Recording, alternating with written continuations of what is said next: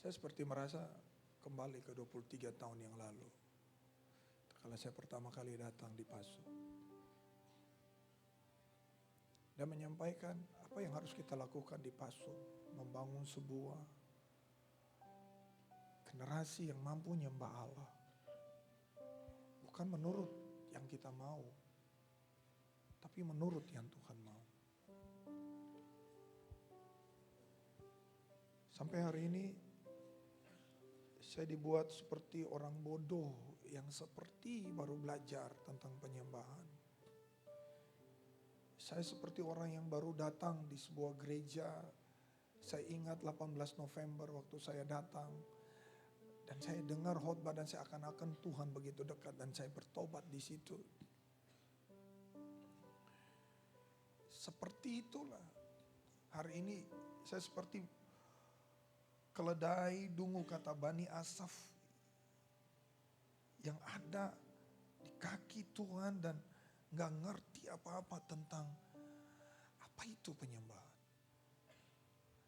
Dan cuman hari-hari ini seperti gimana saya tidak tahu dengan kalian karena sekali lagi penyembahan yang tahu diri tidak dibangun dari sebuah sistem tapi dibangun.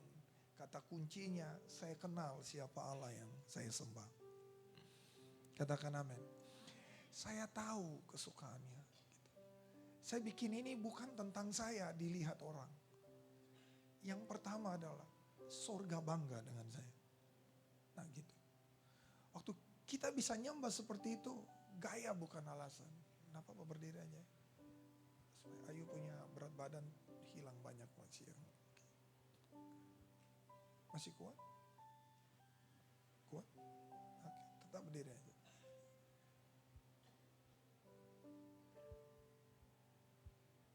Dulu saya berpikir kalau saya udah berlutut saya udah hebat dari semua. Atau saya bisa berdiri terus saya hebat dari semua. Tapi sekarang kita masuk dalam suasana begini. Tahu apa yang Bapak senang. Katakan amin. Tahu apa yang Bapak senang. Di otak saya hari ini 24 tua-tua. Lihat, itu sorga. Nah kita akan belajar bagaimana memahami Daud. Coba menyelami lagi Daud dalam versi yang berbeda. Tadi saya bilang di Fokomit, saya akan mengajar bulan ini dari tujuannya sama, cara pemulihan Pondok Daud. Itu 23 tahun yang lalu saya dasari jemaat ini. Tapi dengan sesuatu warna yang berbeda. Gimana Allah bisa berhasrat memulihkan pondok yang sangat sederhana. Tapi itu menjadi kesukaan Tuhan sampai hari ini. Katakan amin. Kita harus seperti itu. Nah, coba saya ulangi lagi khotbah hari Minggu. Roma 12 ayat 2. Tadi kuat sekali. Bahwa penyembahan itu menarik keserupaan Allah menjadi gaya hidup kita, jadi lifestyle kita. Waktu saya bisa intim dengan Tuhan, saya seperti di bawah Tuhan memahami, ini loh kesukaanku.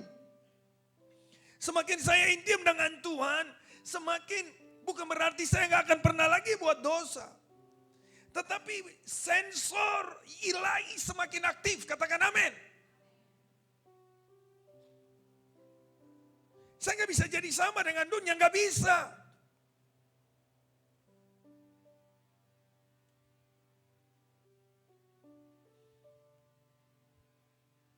Bapak Ibu pikir saya khotbah 2 bulan ini dan merasa lebih tahu dari kalian?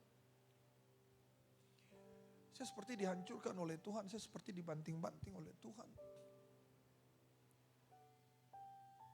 Saya bilang, Tuhan, harusnya waktu seorang berkhotbah dia ngerasa dia bisa lebih tahu dari semua. Tapi kenapa kok saya bodoh banget? Tiap hari seperti Tuhan mengajar hal-hal yang baru, yang baru, yang baru, yang baru, yang baru.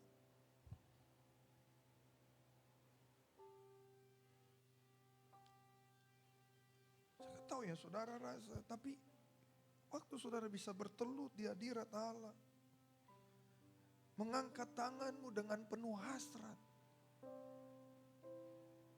saudara Saudara pikir bahwa penyembahan seperti itu tidak mengubah hidupmu? Pasti mengubah.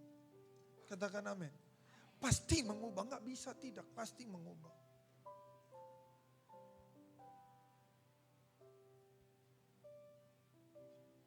Betapa ini yang iblis curi dari kita. Gereja lagi kehilangan ini. Kita gimana ya? Kita berpikir kita udah melakukan banyak hal tentang penyembahan. Padahal kita sebenarnya belum menyembah. Aturan sorga begitu kuat dalam Alkitab. Tapi kita berpikir, oke, enough for me. Yang penting saya sudah bisa bertepuk tangan. Saya sudah bisa angkat tangan. Saya sudah hidup berubah. Berubah menurutmu atau berubah menurut sorga? Kau sudah lihat ayat ini? Perubahan dalam perspektif Allah. Kamu tahu yang baik, kamu tahu yang berkenan, kamu tahu yang sempurna. Ini paket ilahi, bukan paket manusia. Katakan amin. Perbuatan baikmu masih bisa ditimbang oleh manusia. Tapi bicara perkenanan dan sempurna, itu benar-benar bagian Tuhan.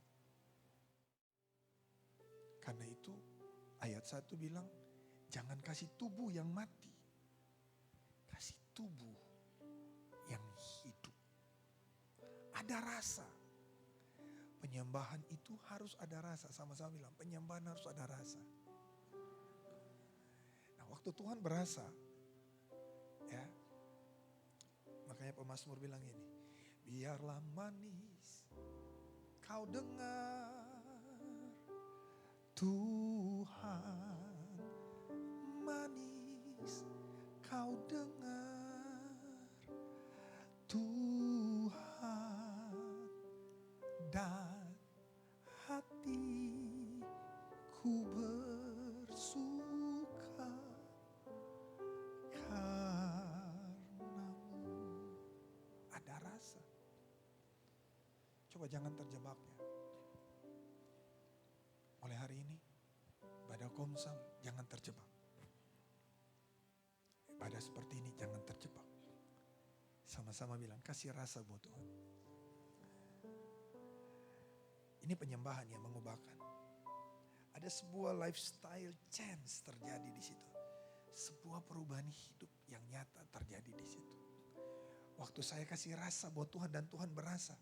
That is worship.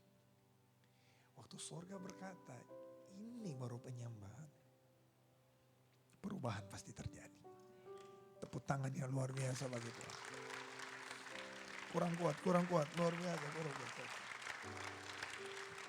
Bisa tambah kuat tepuk tangannya bagi Tuhan.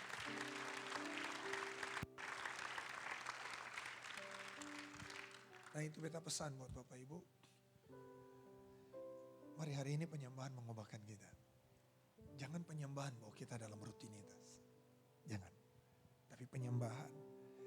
Semakin orang menyembah dia semakin jatuh cinta buat Alkitab dong. Ada yang salah. Ya, tadi malam beta di tengah teler berat. Kita coba baca Alkitab. Kita sampai di gereja jam 6 pagi. Tuhan, kita mau tidur. Tapi ada dorongan. Baca dulu deh. Jadi penyembahan itu Roh Kudus bawa kita terus mengalami passion ilahi. Katakan amin. Nampaknya kalau belum berdoa, kalau belum menyembah, ada yang kurang gitu loh. Ada yang kurang. Dulu kita terjebak melakukan pekerjaan Tuhan dan kadang kita meniadakan bagian Tuhan. Tapi seorang penyembah yang tahu diri, dia tetap melakukan pekerjaan Tuhan dengan tidak mengorbankan bagian Tuhan. Tepuk tangan sekali lagi yang luar biasa bagi Tuhan. Jadi beta percaya saya ada lagi yang bilang beta lupa baca Alkitab. Pak beta sibuk sampai tadi berdoa. No. Silakan lakukan bagiannya. Tapi keintiman membuat saya akan menomorsatukan bagian Tuhan. Gitu. Nah, mau tahu Anda intim atau tidak? Timbangannya itu. Semakin kau tidak intim dengan Tuhan, kepentingan Tuhan selalu akan digeser oleh kepentingan kita atau kepentingan pekerjaan Tuhan. Tapi kalau saya dan Anda intim, baik pekerjaan kita maupun pekerjaan Tuhan tidak akan bisa menggeser bagian Tuhan dalam hidup kita. Sekali lagi Tuhan dipermuliakan. Tepuk tangan sekali lagi ya.